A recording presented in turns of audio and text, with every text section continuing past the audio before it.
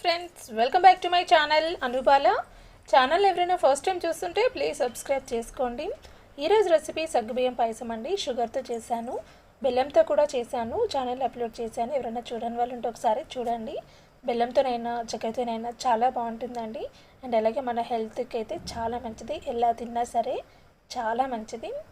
Video మొత్తం skip చేయకుండా చూడండి. ముందుగా సగ్గుబియ్యంని నీట్గా వాష్ చేసుకొని ఒక హాఫ్ అన్ అవర్ నానబెట్టుకోవాలి. చూడండి, ఇలా నానితే సరిపోతుంది. ఇప్పుడు ఒక 2 చెంచాల నీళ్ళు తీసుకున్నాను.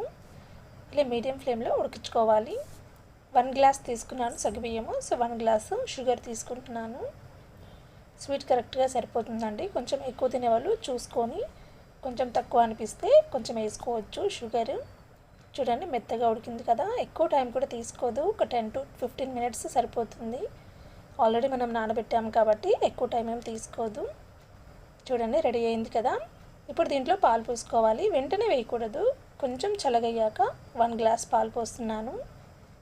ఇంకా దీంట్లో ఎండు కొబ్బరి కూడా వేసుకోవచ్చండి, చాలా బాగుంటుంది. బాగా అంతా కలిపేసుకొని సర్వ్ చేసేసుకోవడమే. చాలా ఈజీగా ఉంది కదా, తప్పకుండా ట్రై చేయండి. ఈ సమ్మర్లో బెస్ట్ రెసిపీ అండి ఇది. ఒంటికి బాగా చలువ చేస్తుంది. అండ్ వీడియో నచ్చితే లైక్, షేర్, కమెంట్, సబ్స్క్రైబ్ చేసుకోండి. ఎలా వచ్చిందో కామెంట్ చేయడం మర్చిపోవద్దు.